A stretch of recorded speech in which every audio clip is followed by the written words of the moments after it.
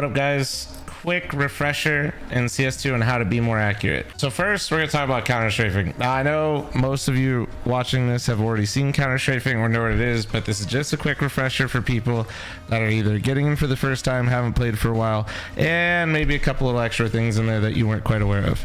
Well, now that we have feet, it's a little bit easier maybe to visualize. In Counter-Strike, when you move to the left and you let go of your strafe key, you do not stop moving.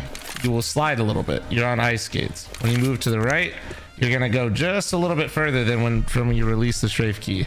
So in Counter-Strike, you have to counter that strafe by strafing the opposite direction. So when you strafe left, you have to tap your right strafe key, whatever that is, to stop yourself immediately. And the reason you do this is it makes you entirely accurate instantaneously at the point of the counter strafe. So when you move right, you tap left, you shoot. When you move left, you tap right and you shoot. And when you do that, that'll allow you to move quickly and shoot and still be accurate. Something that a lot of people don't know still is that when you crouch, you are accurate while shooting. That includes moving.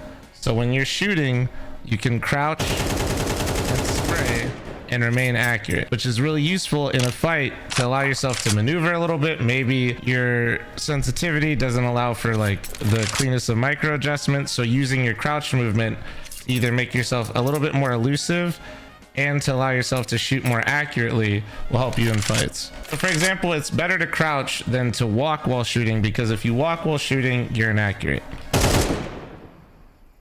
I was out of bullets. Wait.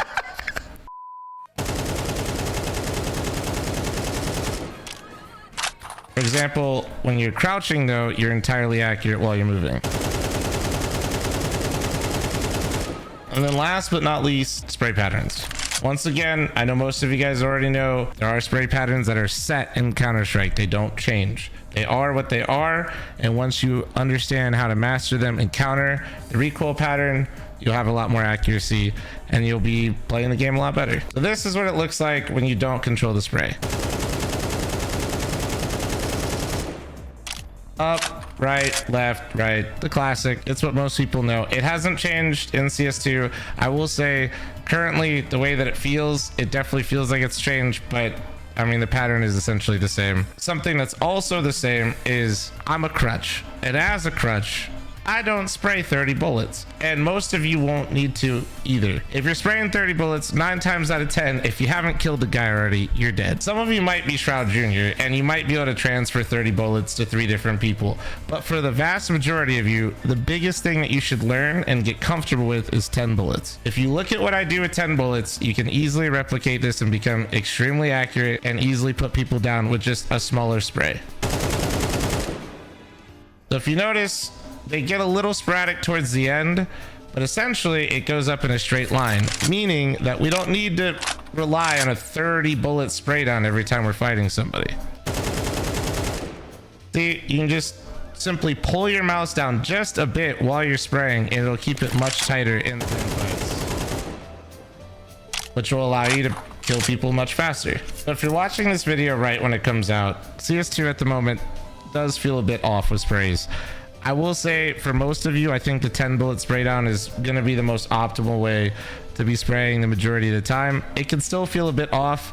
I think it's just going to take some time for them to continue to, update the game, just, tweak things here and there. Overall, though, this should be a pretty decent refresher, or if you're new to the game, nice little, visualization for you for different things that are going on with your movement and your shooting, and hopefully, you're shooting a little bit straighter after this video. If you're new to Counter-Strike, or if you've been here for a while, appreciate you guys. If you guys subscribe to the channel, give it the bell ring, hang out, be ready for the next videos. Hopefully I'll be making more for you here soon, and I'll catch you guys in the next video.